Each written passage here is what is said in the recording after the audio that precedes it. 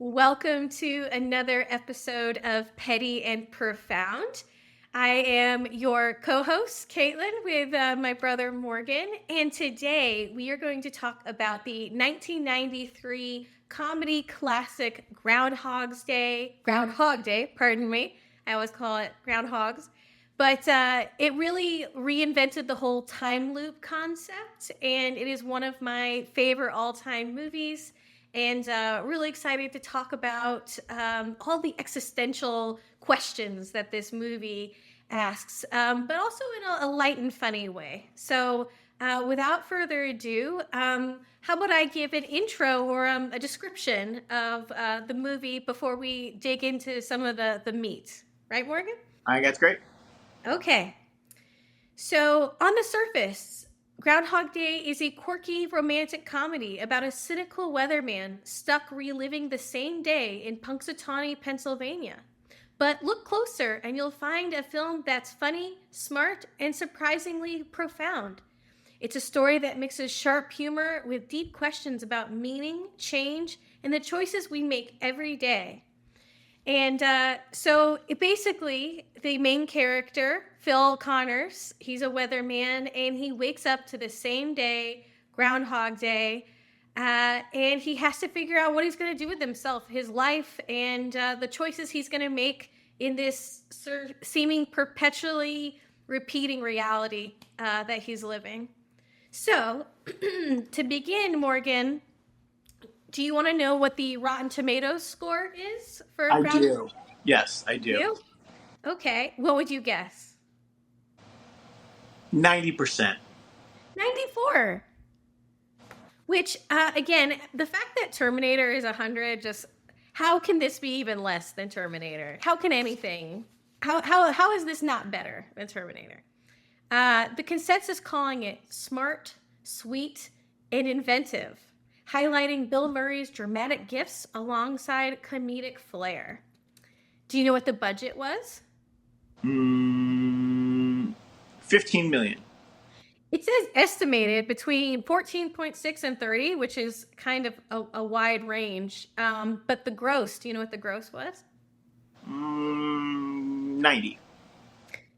It grossed approximately $105 million worldwide, earning about 71 million domestically and roughly 34 million internationally. So a fantastic investment, if you ask me.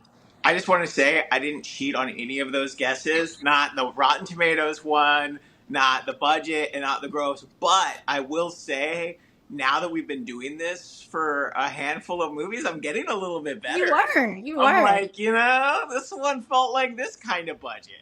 Yeah, I like it. So I have a whole kind of outline of things that I think we can talk about, but we've already done the synopsis. What would you say your first impressions were of the movie?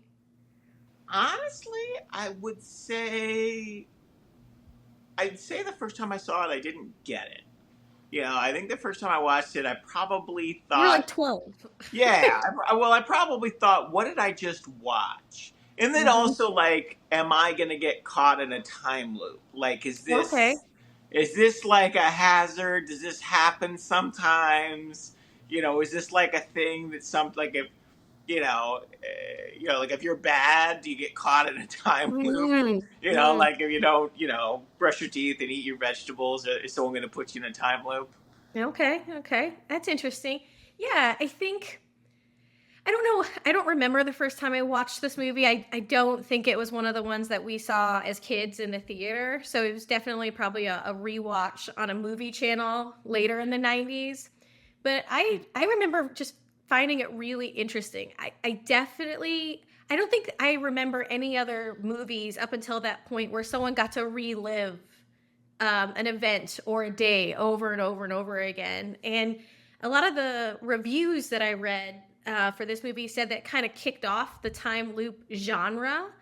But I thought it was really unique and interesting. And something I think about to this day is sometimes I wonder, like, if I had a day to relive over and over again, what would I do with that day? And in the movie, he talks about, I can't remember where he went, like the Virgin Islands or something. He's Yeah, like, he had like yeah, a lobster. He was walking on the beach. Like yeah, that he was met a it. beautiful woman, had a great time with her. He's like, why couldn't that be the day Right. I relive over and over again? And so, I also think about, what would I do? Or I think often, it's a thought experiment movie. Like, again, what kind of arc would you go through if you could live the same day over again, or if you could relive certain moments over again? Like, if there were no consequences, how would you, what rules would you break just to see what would happen? So I guess those were my initial thoughts. It was less about the movie and more about the questions it asks and putting myself in a scenario where I have to relive something over and over again. I think again, kind of going back to my thoughts on it when I first watched it at age 12.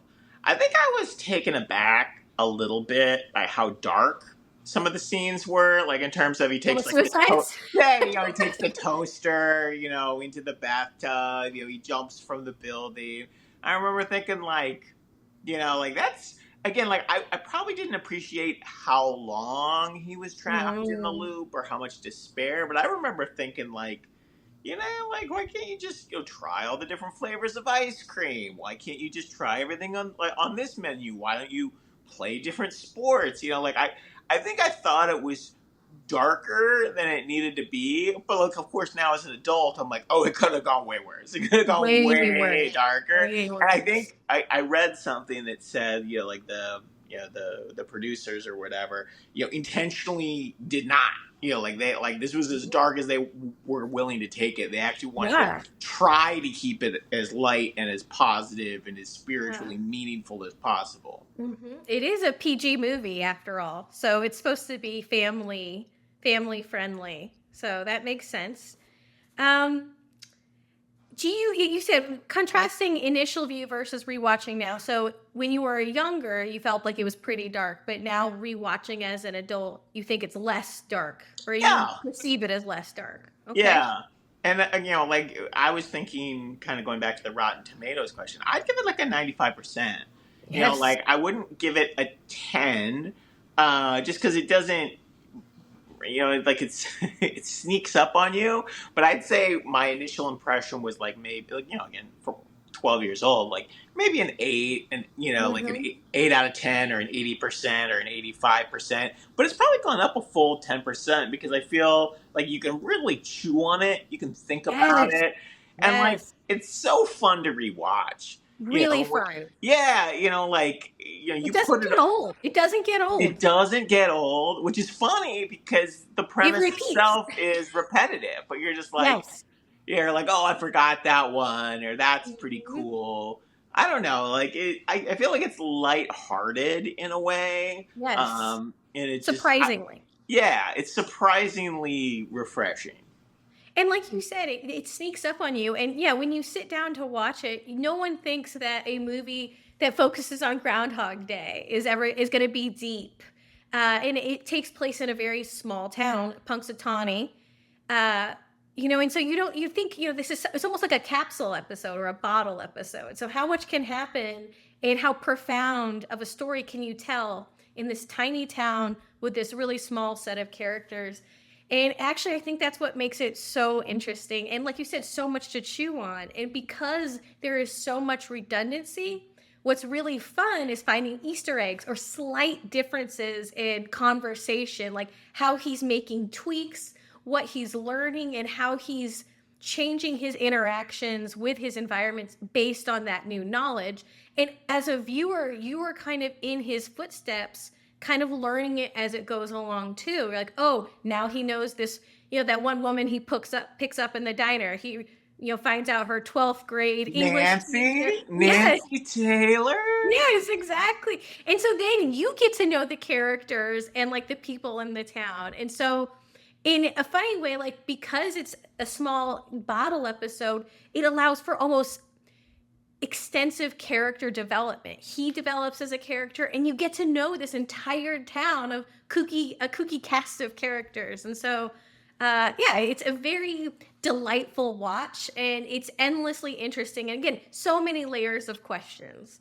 So, Yeah, like you said, I it's maybe not a 10, but like really close to a 10 for me. So I'm Yeah. really glad we got Well, to watch it. in some ways, I'd rather have a highly repeatable 9.5 than like a Hmm. 10 that you don't ever want to Never want to watch watch again. again. You Yeah. know, because it's like, you know, if you see this, like, if you're on like an airplane or something, you're like, bam, I'm going to enjoy this. Like, I don't have to worry Hmm. about it. But Hmm. there's, yeah, I think it's a very repeatable 9.5. Yeah. Yeah. Good.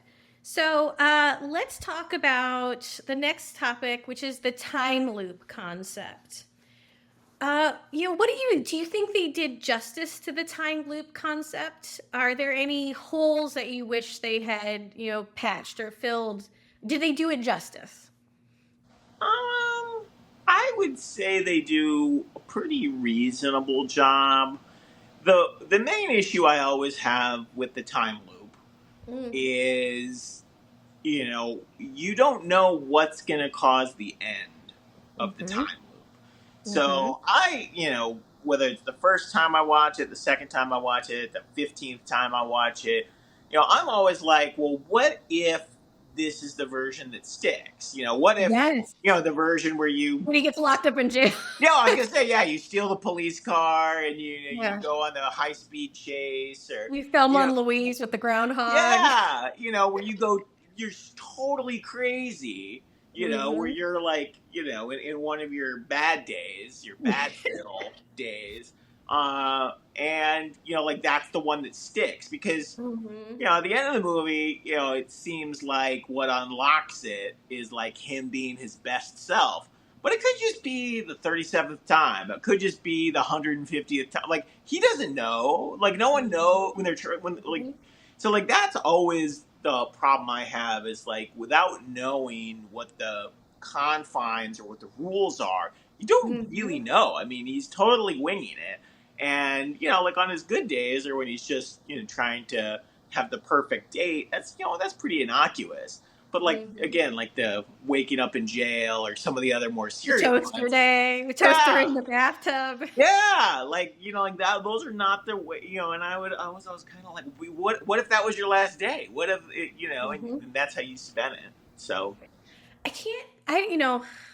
I don't. I think I've seen probably 5 to 10 time loop movies. The most recent one being Happy Death Day, which I told you about. And I so, watched it after you told me about it. yeah, what do you think of it?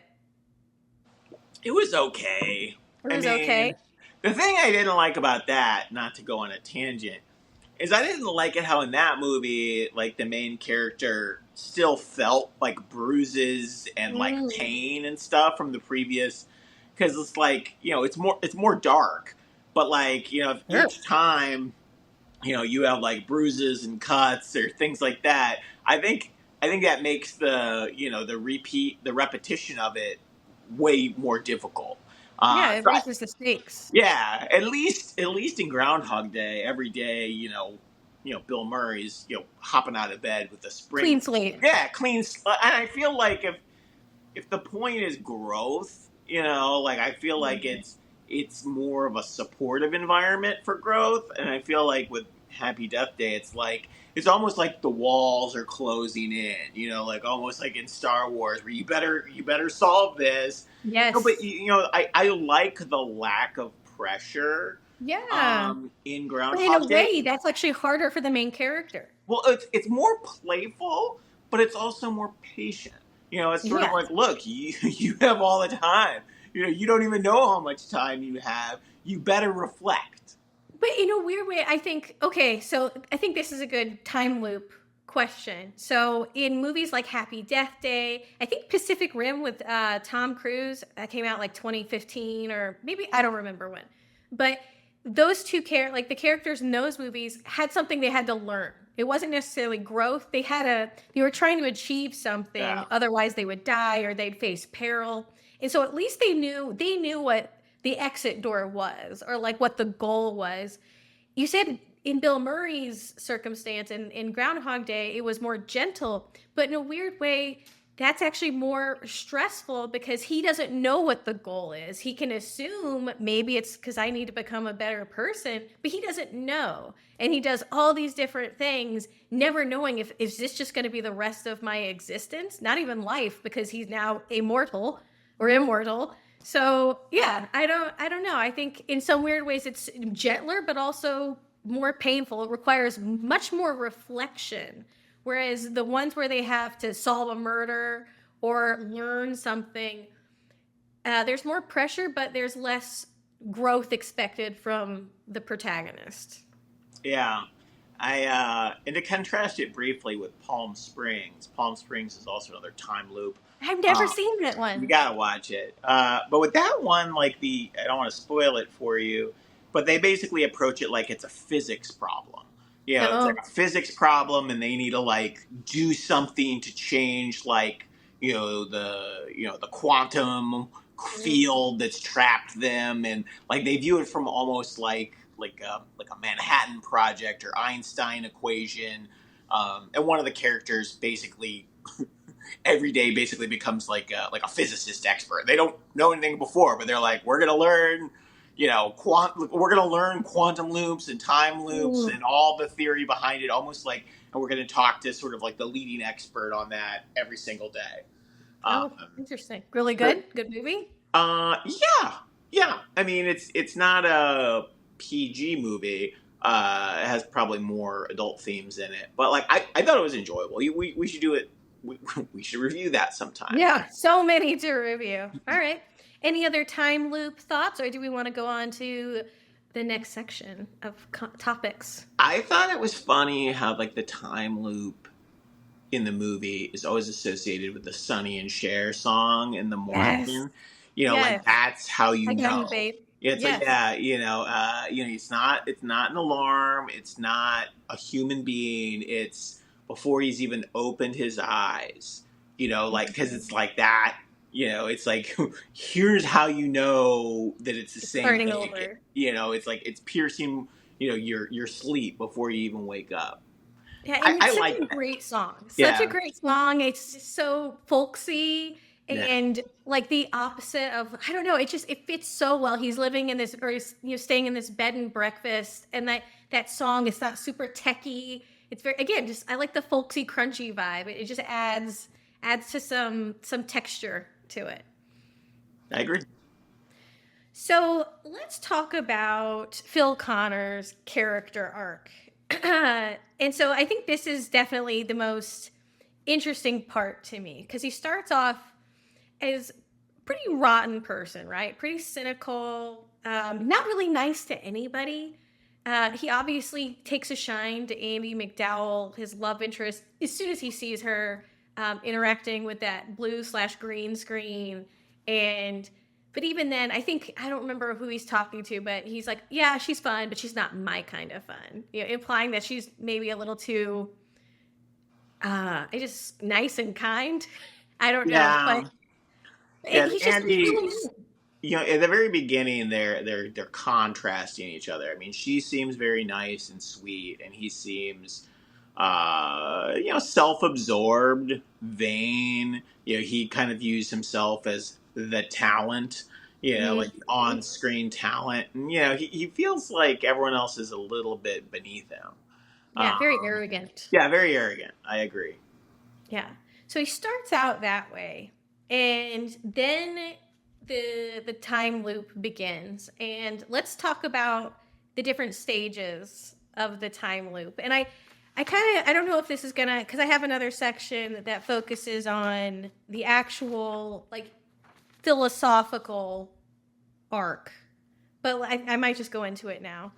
So the first, I would say, when he first realizes that he's immortal, or he has to, he can wake up every day without consequences, is he really dives into the whole self-indulgence, Sure. uh, angle of things, and so every aspect of hedonism. So he breaks the law, he drives on the train tracks, he Eats like 20 plates of food for yes, breakfast. shoving the donuts in his mouth. He decides to seduce women indiscriminately just because he's just bored and he's I guess I'm gonna indulge myself in pleasures, Yeah, right? hedonism. Yeah. Hedonism, yeah. And then it turns into despair. Well, I guess in between that, he's really interested in Annie McDowell's character. He thinks she's really sweet, and even when he's seducing these other women, including Nancy, he calls her Rita, which is Annie McDowell's name. So clearly, Rita is always on his mind, and he ultimately really has feelings for her. And so, what I find interesting is he tries a lot of the same manipulation tactics that he does with other people in the film, which includes I'm just going to learn a lot about you, and thus I will mold myself into the person that I think you will find lovable and desirable.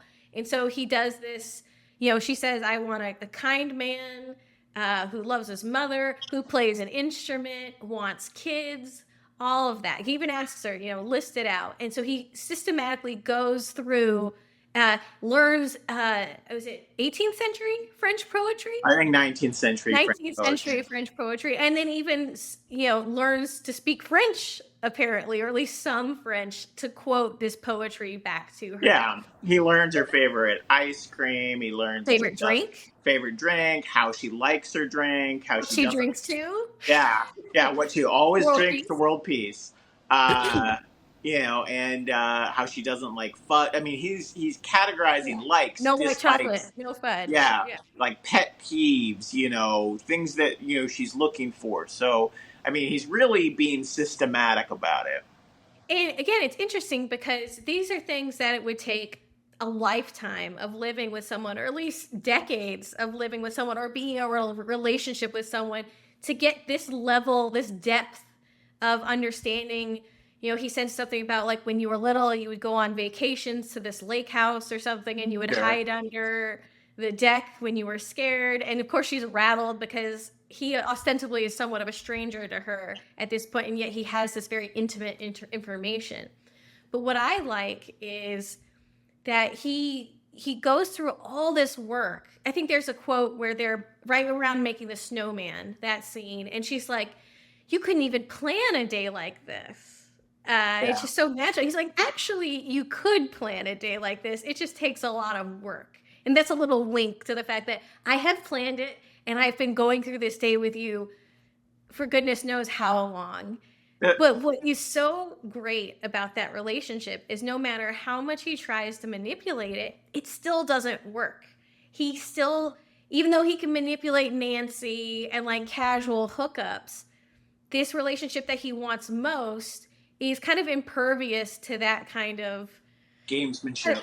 Yes, yes. And in a way, that is both good and bad for his character. It's good because it speaks to that's an authentic relationship that can't and won't be manipulated. Like she's not a simple person, and she requires authentic connection. And then, but that also sends him into his next stage, which is despair.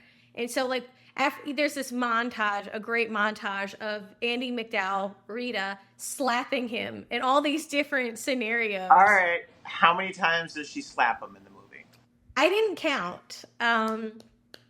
If I had to guess, 15. I Did think you it's count? 10 or 11. I looked it up and then Oh, I had like a little hash mark system. I think it's 11. 11. Um That's a lot of yeah. slaps. Yeah, it's a lot of slaps. Hmm. Cuz one of the things I thought was weird when he was doing this whole thing is on the one hand, it's a little bit endearing because he's putting all this effort into it. He's learning all these likes and dislikes. He's trying to be a pleaser, but on the other hand, he's being creepy. It's like, he's kind of, it's like, he only has 12 hours, 18 hours, however many hours in a day he's working with, and he's trying to go from 0 to 100. He's trying to fall in love, you know, No, he's in a trying to day. get her to fall in love with him. Right. He's trying to get her to fall in love with him in a day. And the reality is like, that's just not the way most people are wired. Like, even if you have the perfect day, there's a lot of people who aren't going to fall in love with you in 24 hours. It's just not in the cards. And, it's more of a long game, and yeah, like he keeps trying to hack it. but it doesn't work, and I think that makes him value it more. Yeah. It's interesting to me because because he is able to relive the same day over and over again, it all becomes like statistics or a numbers game for him. And there's that quote, something about like if you put sorry, like 100 monkeys in a room with typewriters and you just had them banging the keys, statistically if they typed for like 1,000 years or whatnot, they could type Shakespeare. They just hit the Yeah, right keys and it would create Shakespeare. And so in a weird way, it's like he's saying, well, I have the 1,000 years or whatever, I have the endless number of days, and so if I just pull the right strings and do the right things, somehow I can create a masterpiece. I can get this lovely woman to fall in love with me. I just need to know what strings to pull. So yeah, I find that really fascinating, and I like that he's unsuccessful at it. Like despite endless tries, he still can't do it. In a weird way, that's like him hitting a wall. Like he has yeah. nothing but possibility, and he still can't get it done. I And I think that's oh sorry. Oh, I was just gonna say, I view this part of the movie as like the actor phase, because I feel Mm. like it's like take one, take two, take three, Mhm. and Mhm. he's an actor, almost pretending to be an actor, Yes. trying to win, someone's heart, and it's not working. But the thing I Mhm. find crazy about it is I can't imagine how frustrating, and this is like the 10 slaps or 11 slaps in a row. I can't imagine trying to repeat the same day every day, just getting 5 minutes further. Oh, Mhm. today we're going to take it up to Yes. lunchtime. Next day we'll take it up to 1 p.m. Next day we'll take it up to 1:30. It's like how many if you're reliving the same day and actually trying to do it exactly this, because he's using the previous day as a control. Each day is an Mhm. experiment. Mhm. Essentially, but like imagine having to wait a full day just Yes, take to a go through second. all of that over Yeah, again. yeah, like So it's so patient. You have to be so patient to be like, oh, yes. this time I'm going to order a different drink. This time I'm Yes. going to toast to world peace. This time I'm going to order the different ice cream. Like it just, I mean, in some ways it's crazy, and in other ways it's like, man, It's committed. he's really committed to it. Yeah. Yeah, that's a good point. Uh so it's interesting. So I read this a while ago when I was reading about the movie. And so Danny Rubin, the screenwriter, I just have some bullets here. He spoke about how he conceived of Phil Connor's journey not as a gimmicky time loop comedy, but as an allegory for inner transformation through struggle and repetition. And he said he explained that Phil's endless reliving of the same day strips away all external distractions and forces him to confront himself. At first, Phil uses the time loop selfishly, indulging in pleasures, manipulating others, or sinking into despair. But because there are no lasting consequences, these pursuits lose meaning.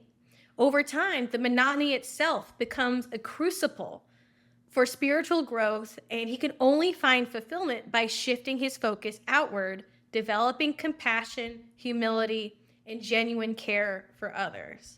And so the last thing is Rubin compared his this journey, uh, compared it to Hermann Hesse's, I think, Siddhartha. Yeah, Have you seen Siddhartha. that? Yeah, Where the protagonist cycles through indulgence, disillusionment, and despair before finding peace through selflessness and connection. In the same way, Phil transforms the curse of repetition into a path to enlightenment, moving from cynicism and isolation to wisdom and love.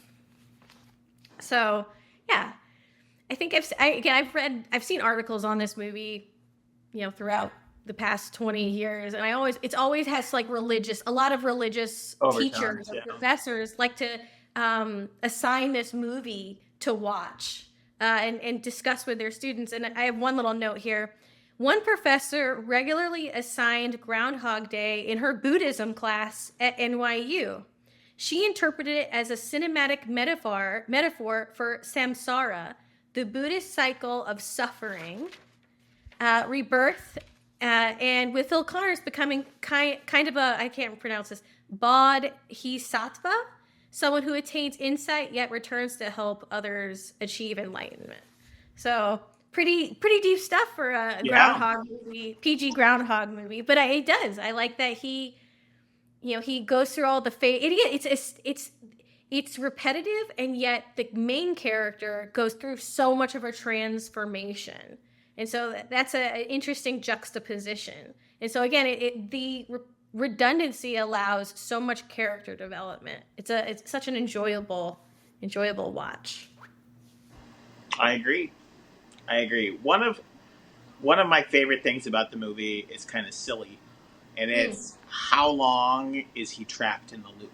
Like, Yeah. if you add all the days that he's trapped in the loop together, like how many days, months, years does it span? Now, if you do official research on the internet, there's a lot of different opinions on the Mm-hmm. subject. Mm-hmm. What is your personal guess on how many days he's stuck there? How much time? I feel like I originally thought like 100 years. Okay, so I would think 20 years. Mm-hmm. Uh, Everything I found on the internet ranged mostly from 8 years to 32 years, and Eight the years to 32. 8 years to 32 years. Okay. The idea being that, okay, how long does it take to master a language? How long does it take to become like a master piano player if you're starting from scratch? How long does it take to become an ice sculptor if you don't know anything about it? So they basically like went through all the skills that he learned and was like, and kind of assigned it. Well, this would take you 2 years. This would take you 3 years. This would take you whatever. And just like based on the mastery of skills, they decided it had to be at least a decade ish. Yeah. And then some people are like, no, way more. Wait. Um, yeah, but what's funny is you don't actually know. It could be 1,000 years. You have no You idea. don't. Well, what about all the days you just laid in bed Right, feeling, right, shiftless? Because if you're jumping off buildings, right. electrocuting yourself with a toaster, like how long was the despair period? Because it's not like he was all, I'm gonna learn a new language today, or Right. like for the next however many days I wake up. Like they were all industrious. Like Yeah, there had to be a lot of wasted days in there where he wasn't learning a new craft or a new skill. yeah, And then he walks through the town. He knows everybody's life story. So that's a whole nother day where he went to that tip top cafe and got to know the waitress's entire life and, yeah. seducing women. There was that one scene where he shows up as a cowboy or, Oh yeah, yeah, and yeah. They're one of going them, to the movies, and he's like yeah, dressed up like a cowboy, and the other person's dressed up too, but I can't as remember a what. maid, as a maid, Oh yeah, like a yeah, French maid. Like, yeah. where'd she come? The whole point is Yeah. that you have no Yeah, he's idea like, where call me this, Bronco, and he's yeah. like flipping coins to the cashier like a crazy person. Yes, yeah. So it's like there are so many days we didn't see, and that's pretty great. So do you have what other questions do you have or topics you want to bring up? Um, I have some kind of random fun facts. Okay. The other thing I like, I mean, Groundhog's Day is February 2nd, and it's supposed to be in Punxsutawney, Pennsylvania. The main characters, they're news anchors. Like Phil Connors is a weatherman from Pittsburgh. And they go to Punxsutawney, Pennsylvania. And for the last 30 years, I've thought that the movie was filmed in Pennsylvania, and I It's was not, it wasn't. surprised that it was filmed in Illinois. That it was, Woodstock, yeah, Illinois. Woodstock, Illinois, which is not that far from where Bill Murray grew up. And it's crazy, but since I live in Illinois, that makes me like it more. Like Yeah. I'm like I kind of like that it's in Illinois, and like not only that, you know, Illinois in February, it has that gray, dreary. Like I know that gray dreariness, and I can empathize, with that. So I like that fact. Another fact is the Buster Green character, who's sort of like the MC who kind of takes out the groundhog and shows the crowd. That's his brother. Yeah. That's Bill Murray's brother. I didn't know that. I didn't know I he was did in. know that. I did know that. Yeah. So like I thought those little pieces, those little fragments were kind of interesting. Those were kind of some of my favorite. Oh, I liked learning that during the movie that Bill Murray got bit twice by the Yes. groundhog, And it and left him a scar. it left a scar, and he had to get like a round of rabies shots just in case. Yes. And after the first time, he wore gloves, like Steel stainless gloves. steel fisherman gloves, and Didn't work. the groundhog bit through those too.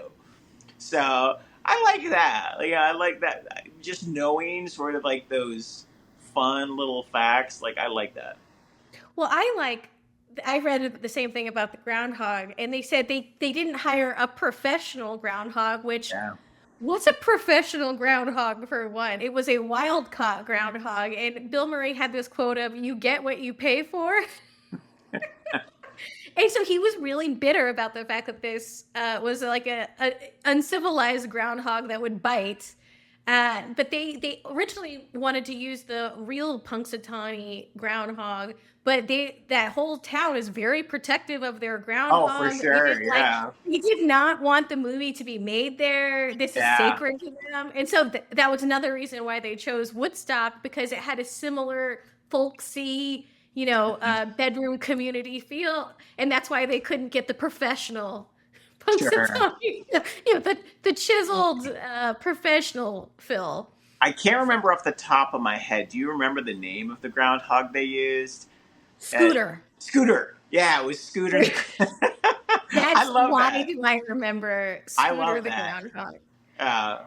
I like it was Scooter the groundhog, and the reason he bit him, like, because it was during those chase scenes, and Car scene. he was angry. Like Well, it's a wild animal, and it's in a car being filmed. There's this great Chris Rock comedy special that came out 15 years ago, and he was talking about a zoo where a tiger attacked someone. Like a tiger got out right, and attacked somebody. And of course, they had to shoot and kill the tiger. And he jokes, he's like, everyone's saying the tiger went crazy. And he's like, no, the tiger went tiger. And the tiger did everything a right. tiger should do. And so, yeah, again, what do you expect from a wild caught groundhog that's like, get me the heck out of here. I'm going to bite your finger off. But One thing it was Scooter.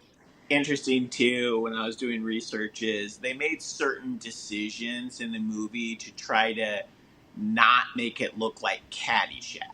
Because one of the Bill Murray's classic movies is Caddyshack, and the difference between like a gopher and a groundhog, not that Yes. much. And like originally, they had thought about maybe, Bill Murray can, follow the groundhog to its natural lair, and they're like, no, he does something like that in Caddyshack. We can't make. So there were certain scenes where they're like, we can't do this because that's too much like Caddyshack, and we don't want it to feel like Caddyshack. Which is so weird because, how random of a professional, portfolio do you have to Right. have? Right. Hey, that's too close to Right. the It's like, gopher. it's like, oh, here's the gopher movie, here's the groundhog, here's the woodchuck, here's the Yes. beaver, here's the badger movie. I mean, I guess Yeah, we don't so want many small, furry, brown creature. mammals. Yeah, ground mammals. Brown. That vexes him. Well, one thing I just randomly I like that part of his psychotic break is he's like, it's all the groundhog's fault. I have to destroy that. I have to kidnap and kill the groundhog so this ends. That's a beautiful touch. I really appreciate that. Well, I mean, you got to think if you relive that many days, particularly when you're in the despair mode, he's probably thinking okay, I'm a Phil, I'm Phil Connors. He's Punxsutawney Phil. Phil. Two It's equals two. Therefore, I could see him just coming up with some crackpot theories. Or again, when you have you're completely unmoored from reality at this point, so you're like anything goes. The Scooter, the groundhog has to be part of the curse. I don't know. I'm gonna end him. But that's great, and I love his brother who's like, just make if you kill him, don't get the groundhog. Like the groundhog is if you have to yeah, shoot, don't hit the groundhog. I love Aim it. high, aim Aim high. high. I love that. Save the groundhog. So great. So my next section is it's just comedy versus depth. And I read that the actor, Bill Murray, generally he's known as being a little bit difficult on set. And the director, why can't I think of, do you remember his name? I can't remember I it. think it was Harold Ramis. Yeah, Harold Ramis.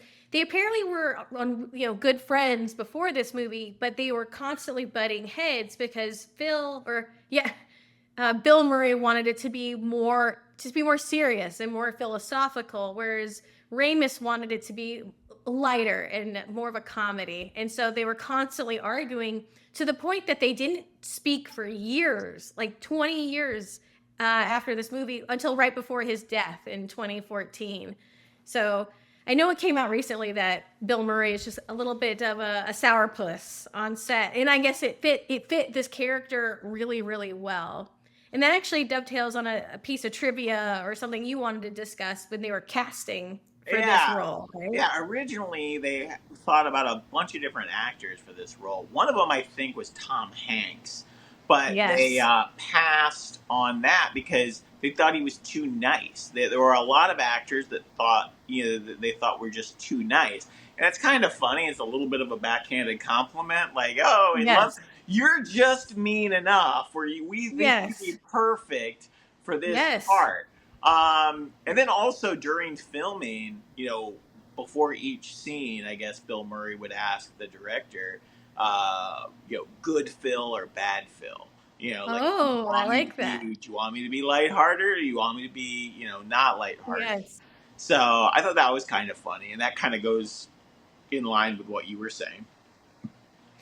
Another thing, you mentioned he's an actor playing an actor. And there are so many movies that I have seen and TV shows where they have actors playing actors. Like I've been recently watching Only Murders in the Building, and they have nothing but cameos on that show because it's so successful. And so they have actors pretending to be, Steve Martin, et cetera, et cetera. And I actually really enjoy watching actors pretend to be actors because they enjoy the whole like meta approach to this and showing the absurdity and like self-obsession that so many Yeah. actors have.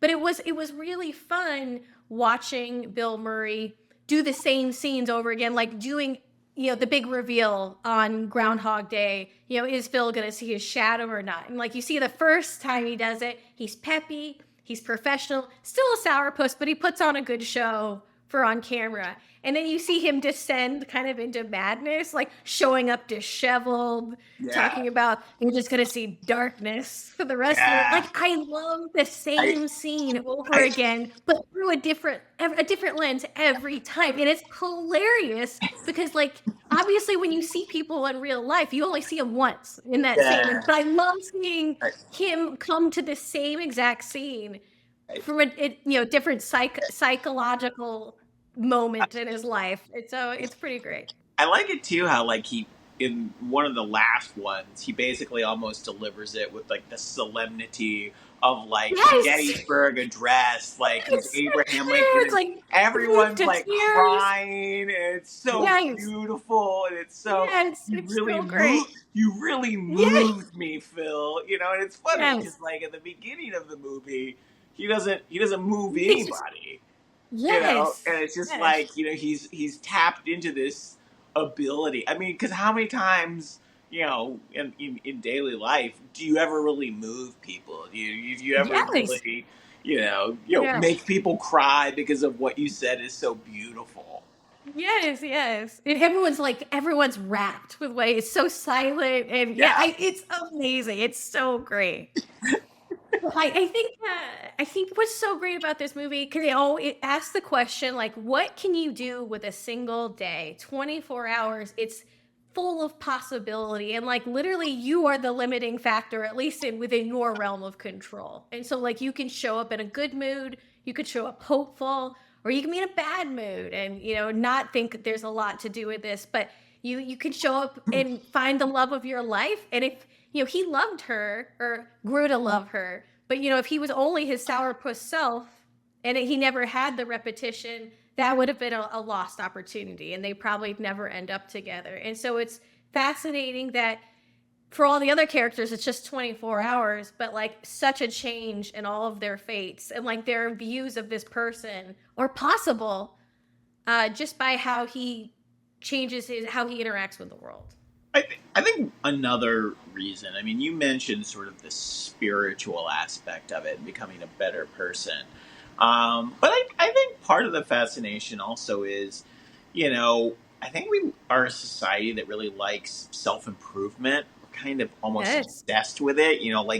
How many sit ups do you need to do before you have, a six pack? Washboard Or, out. yeah, washboard abs. Or how many, how long will it take you to do 100 push ups or 100 pull ups? Or, like a Toastmaster, like how long would you have to practice before you give good speeches and feel comfortable in public speaking? And it's just, how to, like the old, Dale Carnegie book, how to win friends and Win influence, friends. and influence people. We like that. As a society, there's a whole self-help section, and like I like the fact that he's doing all this stuff, and some of it's not,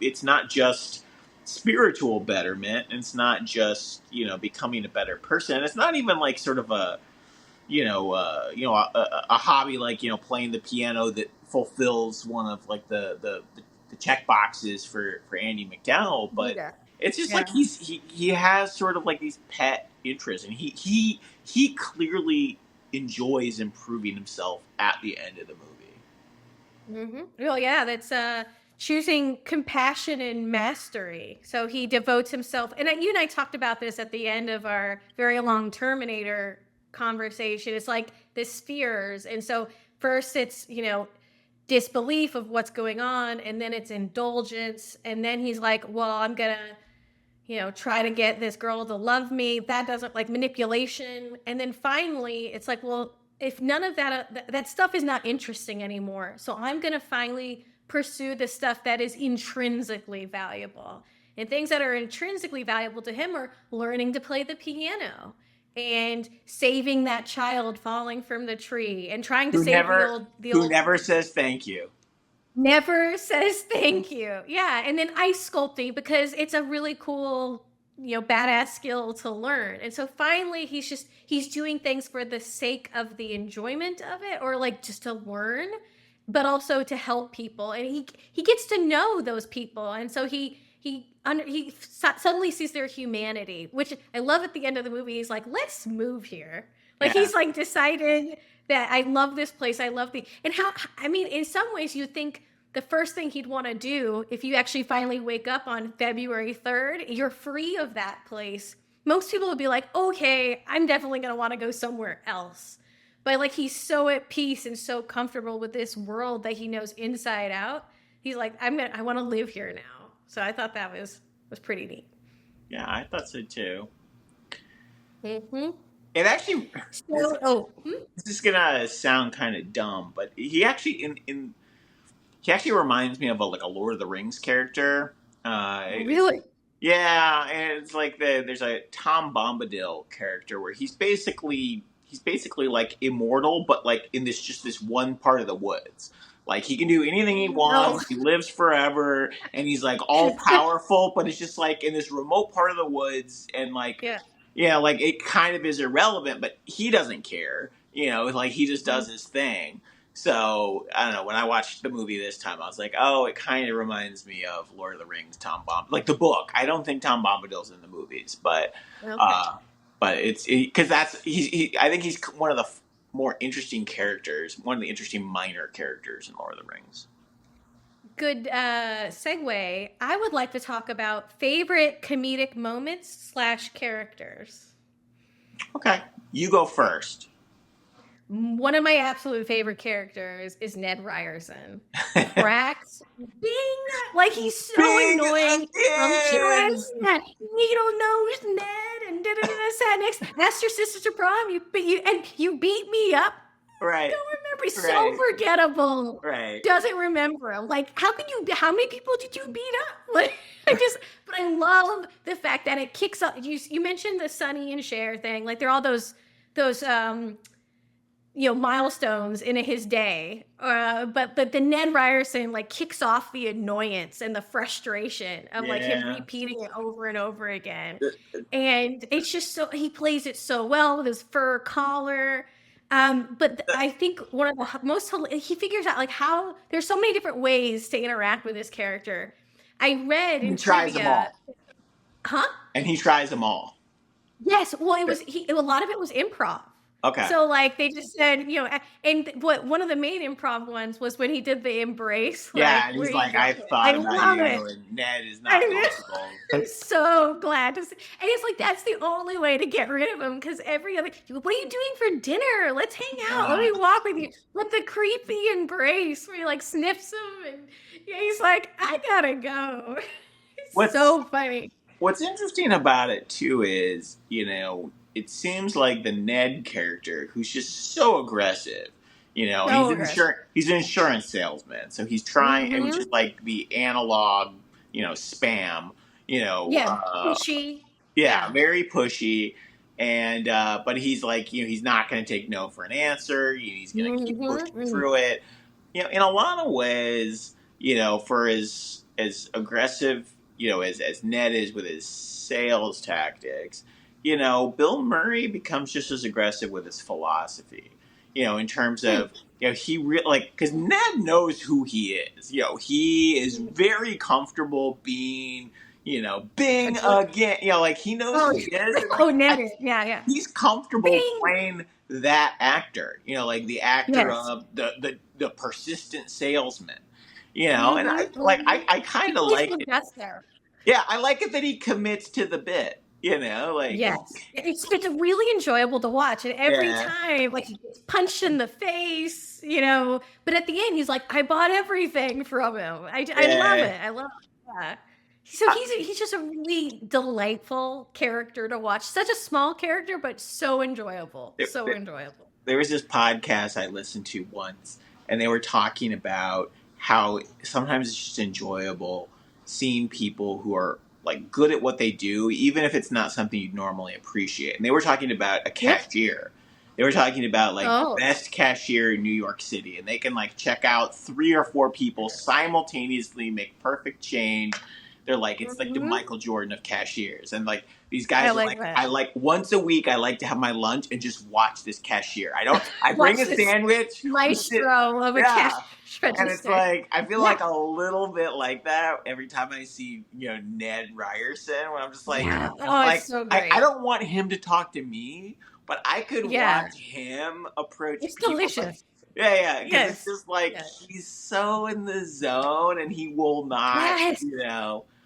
I Mm-mm. just I just love it. Unflappable. Yeah, Unflappable. And I unflat, like actually really like, so yeah, so brave, so brave. yes.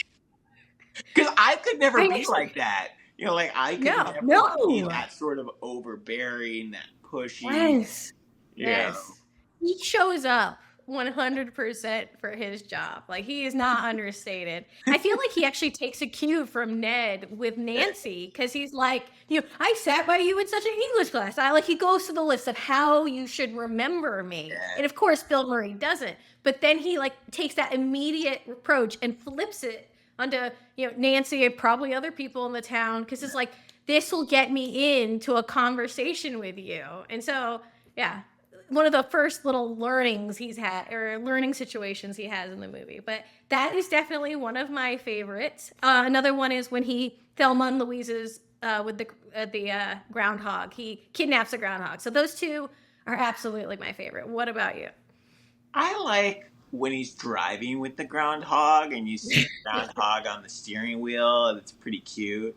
I never Yeah. like it because it's just, again, it's so dark. When he Thelma and Louise's right off. Yeah, and one thing I read in my research is, and I looked for it. They're like, they're like, oh, it's not a believable car going over the cliff scene. I was like, why? And Looks believable to they're like, me. if you look at it when the car's going over, it's like missing an engine or it's missing a radiator. It's missing some part. If you're a car person, where you're like, no one could drive Okay. that because it's like clearly like a hollowed out car that they just pushed off Yeah, a yeah. cliff.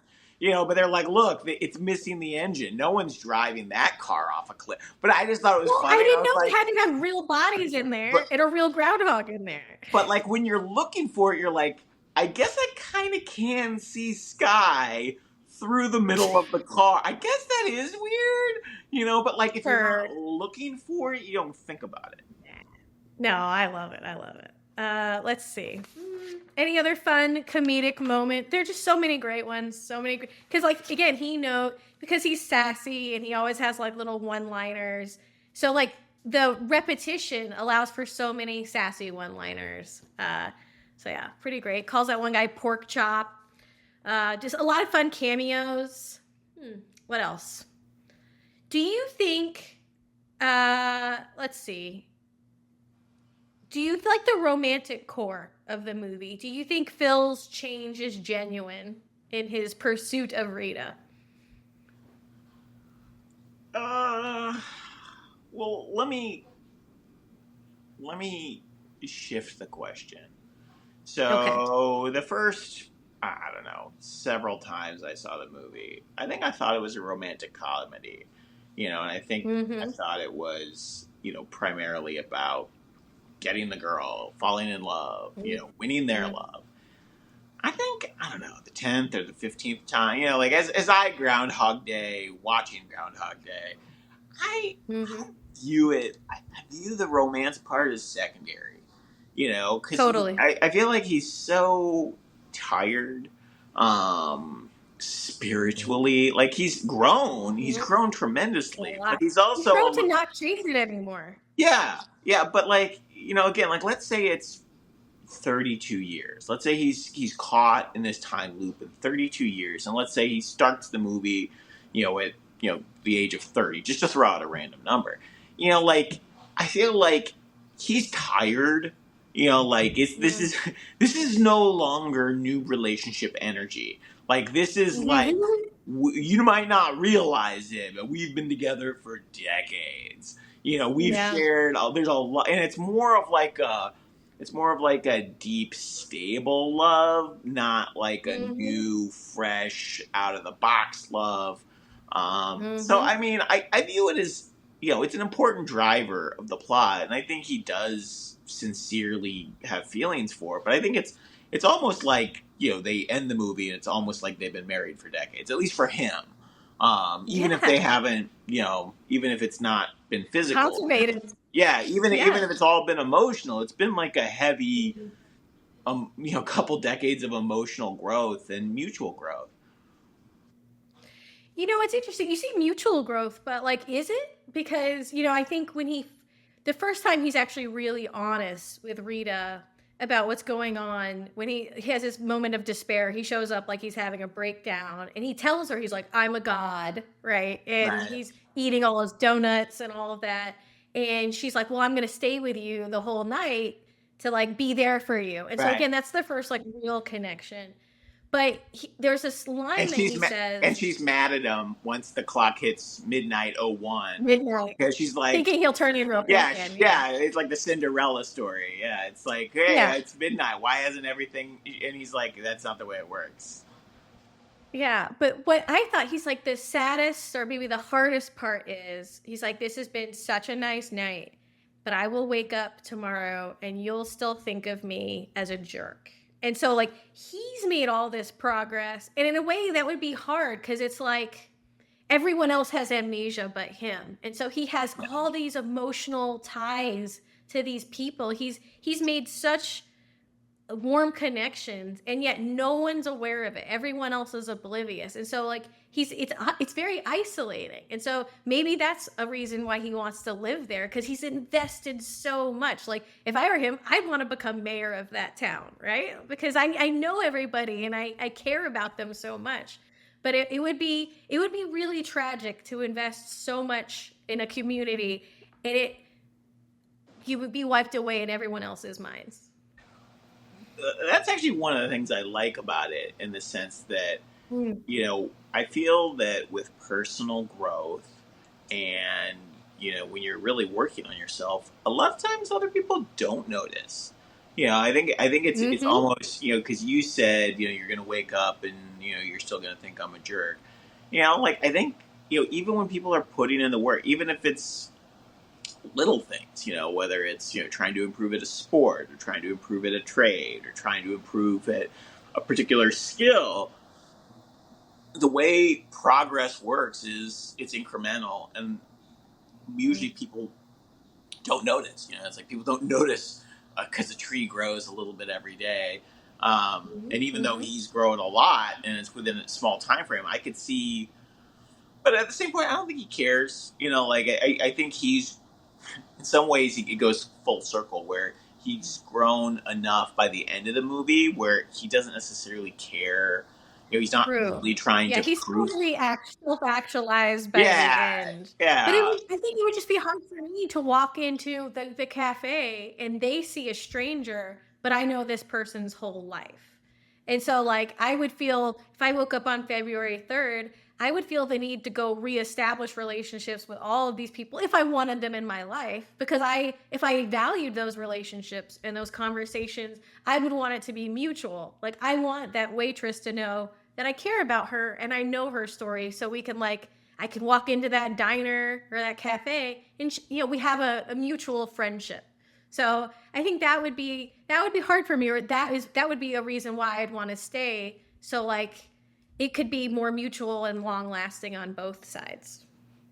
But I think it also speaks to the fact that he didn't necessarily have much of a life in Pittsburgh. Yes. Like, I think Yes. most people, if you've stayed, again, it's one day repeated over and over, but if you stayed in the same town for 10 years or 20 years or 30 years, in his mind, he has That's his social he has social capital there. Even if it's the same day hmm over and over, he has sort of institutional knowledge, and Absolutely. probably more institutional knowledge now than what he did back in Pittsburgh.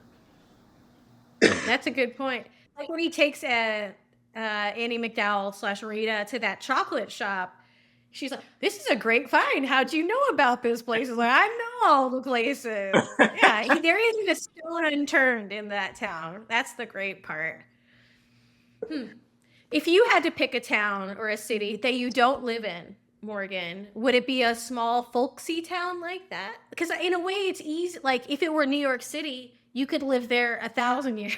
I don't know, a Yeah. long time, and still never go to the same place twice. What would you pick?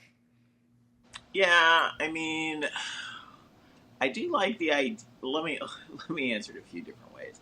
I like the idea of being in a big town because, like you say, like one of the things I remember when I, started my career, I looked up in the phone book and, where I was living, and I was like, all right, I want to go to all the restaurants in the phone book.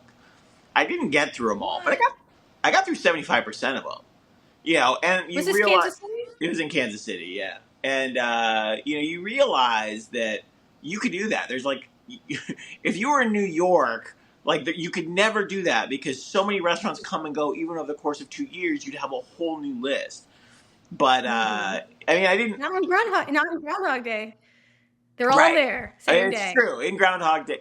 So like, I think that's appealing, but like I think. Yeah, I guess, like if you were trying to be a master, piano player and all that, that would also help you if you were in New York because there's probably A lot of a resources. lot A of lot of resources, resources. a lot of different expertise you could pull from. But maybe just because I've seen this movie, I think I'd like it to be maybe a small It town. romanticizes it. Yeah, Yeah. I mean, it's kind of, it's kind of, I think I'd probably pick like a college town where it's like there's Yes. interesting people, but you could probably get to know a decent number where it's not overwhelming. hmm I agree with How that. about I you? agree with that. Another random fun scene that I like is when he initially goes to the piano teacher and he just has like a wad of cash, and you just see the little kid shoved out the door. Yeah, Like, she's a yeah. sweet little The, piano teacher. She the, kicks him 'cause out. the teacher's like, I have a lesson. He's like, I have $1,000, and she's like, all Yeah. right, I'll be right back. And she pushes the kid out the door. But you didn't answer the question. What town would you pick if you had? It would probably be a small, like I said, a college town. I would probably want it to be like on the ocean. I want it, or like in the mountains, just because I would want it to be Right. pretty. But I You don't think wouldn't I want a big city. you wouldn't pick Hmm? February in Woodstock, Illinois. Is that No, what you're saying? no. I want coconuts on the beach, like he fantasized about. Selfishly, yeah, yeah. But I love bottle. This is what they're called, bottle episodes. Just really small, contained. It's all about conversation and character development. It's not about car chases or drama, rising action. It's about the little things. I think I like the little things kind of movies. Getting back to small towns, can you think of other movies that romanticize small towns? My cousin Vinny. Yes, yes. I was thinking of, have you seen Doc Hollywood? Another Oh 90s yeah, classic that's with like Alabama Michael or J. Fox? Mississippi. Yeah. Yes, Oh, that's another wonderful city guy, somewhat probably not nearly as cynical but and rough arrogant. around the edges as Bill Murray, but the small town humanizes him and he realizes I think he was going to go be a plastic surgeon in LA and his car Yeah, breaks down. Hollywood. Yeah. Yeah. So such another one that I really, really love, and maybe we'll watch that no one remembers. Yeah. But yeah, and then Yeah, with also Sleeping with the Enemy. Lou the ambulance driver. Doc Yes, Hollywood. Yeah. yeah.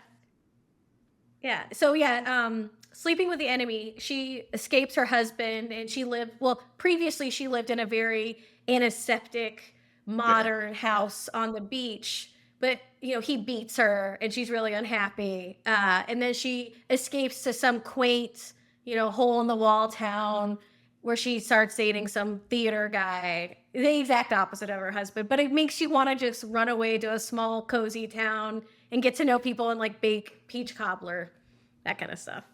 But yeah, I feel like, again, that's another thing you don't see in movies anymore. I feel like, in the Instagram and TikTok world, it's all about flashiness and views and big cities, money, access. Like, there isn't much romanticizing of small towns. And I think that's a little sad. That's a little sad. Yeah, I agree. I agree. I felt like, Well, hmm. at least growing up, I felt like at least once a year there was sort of like a romanticizing small town life, and Yeah. there was always sort of the it's okay to go to the big city, but you want to come back. It's almost like the boomerang. Like go Hmm. find yourself, have a career, but when you retire, or when you want to settle down, then you'll want to come back to someplace with a slower pace. I would, yes, that's almost, again, that's really a mirror to culture.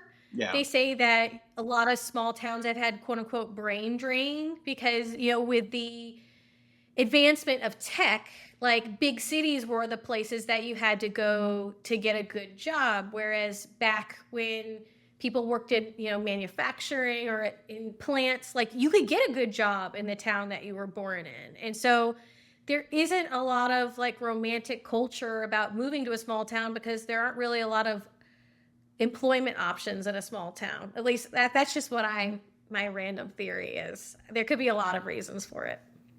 yeah, that's probably true. Yeah. All right, we're at final verdicts. Give me your summary opinion of the movie and why it still resonates 30 years later. I mean, it's a little bit overly simplistic. It's a fun watch.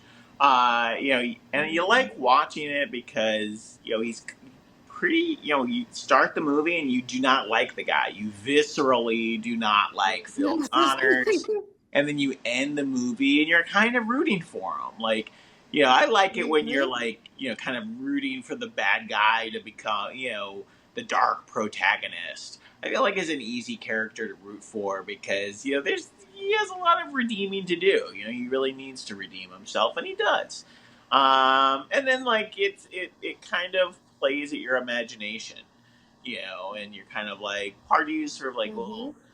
I mean, you don't necessarily believe in the time loop, but you're just kind of like, is this possible? What could I do? I like it how it asks questions, Mhm.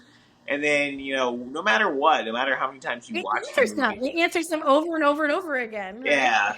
yeah, and then at the end of the movie, you're always asking yourself like, I should probably join a gym and I should probably read more. I mean, I'm not gonna become a sculptor. I'm not gonna be, No ice sculpting?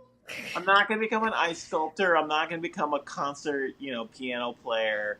But like it does. Every time I watch it, it makes me like, yeah, maybe I could aim a little bit higher. Maybe I could work on some stuff. How about you? Well, it makes you think about the possibility of reinvention. Like you said, he starts off as a crotchety grouch that nobody likes, and through lots of stumbles and multiple tries, he becomes a decent human being that people want to be around. And like you Yeah. said, beyond just his interactions with people, he improves himself, like you said, through skills, through craftsmanship, all of that. And so it's fun to think, how could I improve myself? How could I be he becomes the best version of himself. And so it makes you ask, if I were to go through a journey like that, what's the best version of me? And so that's why it's great. I also feel like this is one of the few movies that we've watched that has aged astoundingly well. Like Well, there yeah. is yeah, there's nothing where I watch this I'm like that doesn't even translate to now.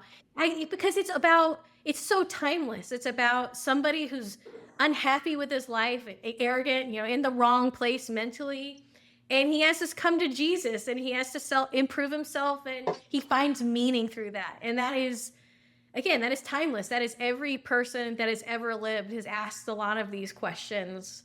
So yeah, I love that Two, it's timeless. Again, I would give it like a 9.5. It's pretty great.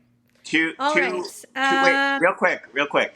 Two thoughts and parallels. I looked up an interview with the actress Andy McDowell, and she said it's one of her favorite movies to be in. She thought it was a perfect movie, Mhm.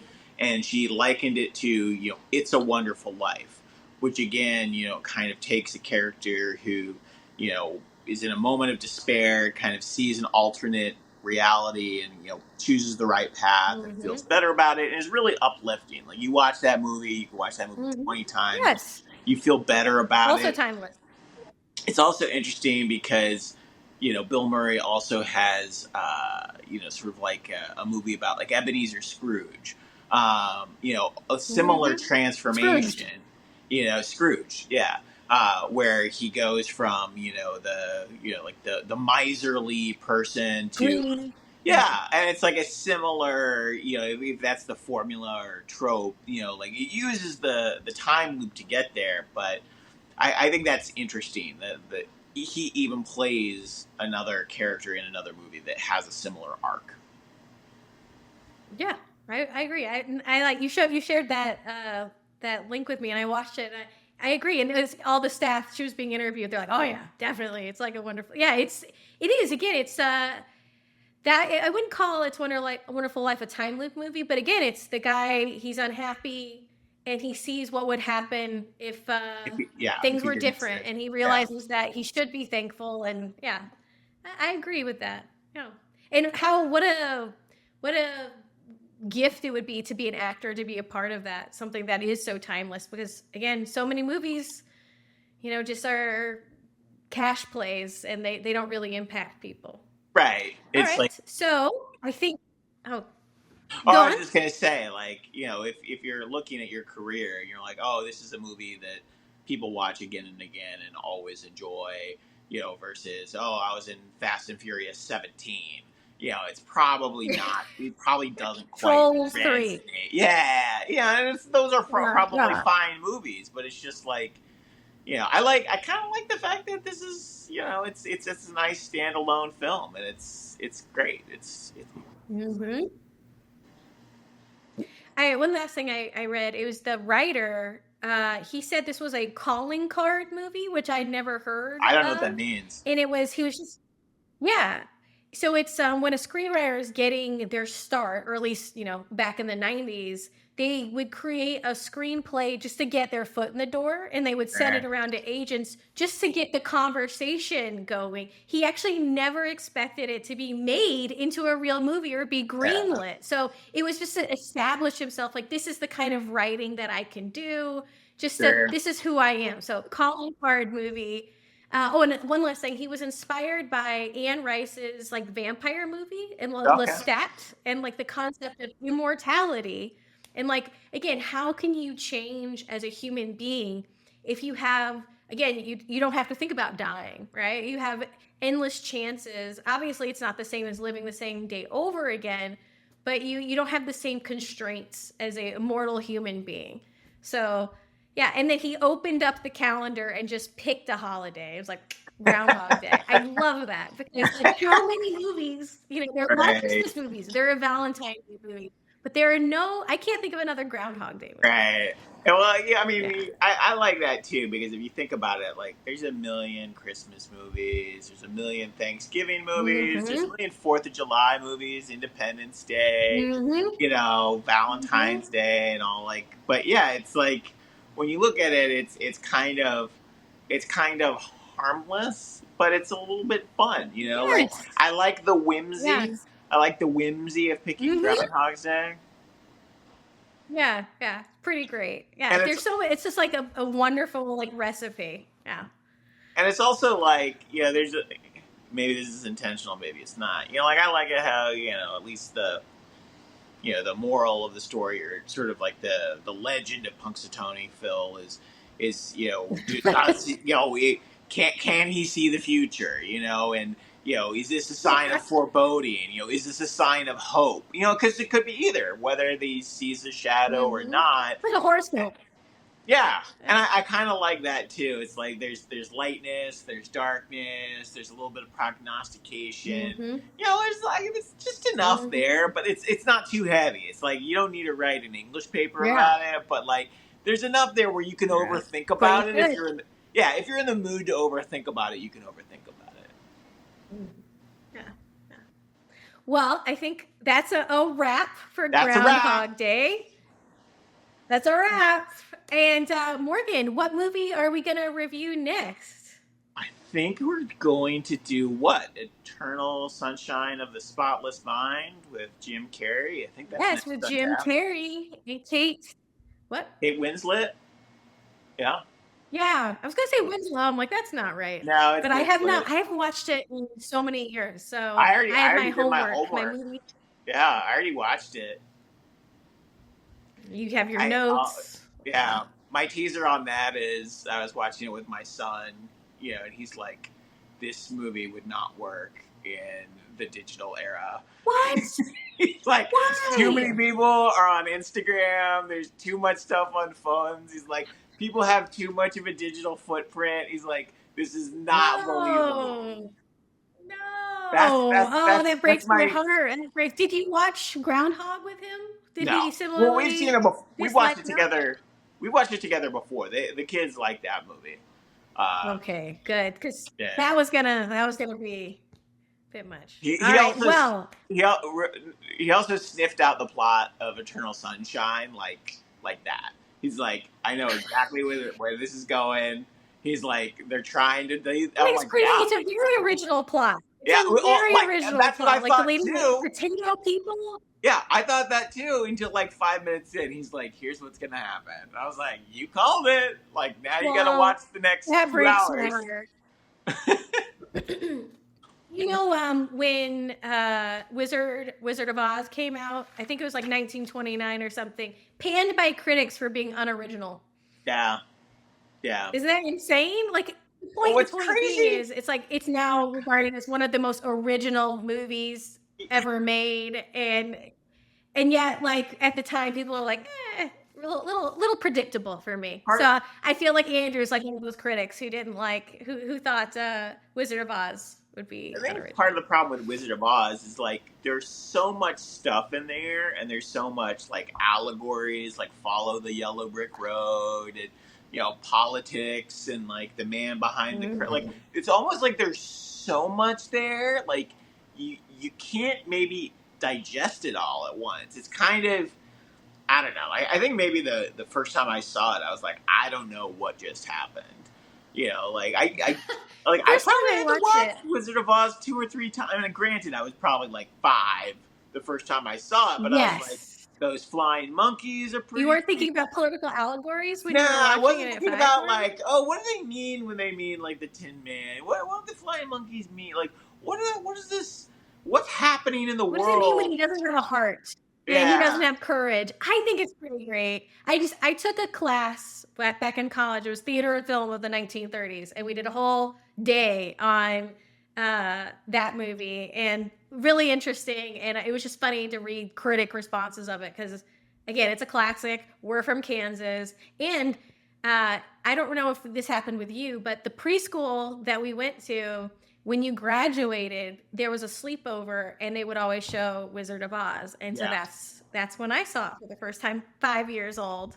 So maybe you did the same. I don't know. yeah. But I mean, part of it too is growing up in Kansas.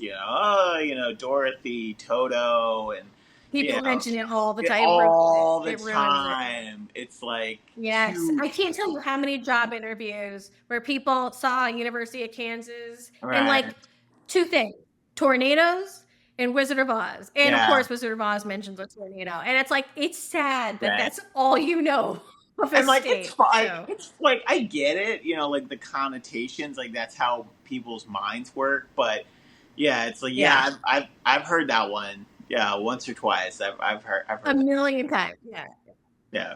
yeah, cool.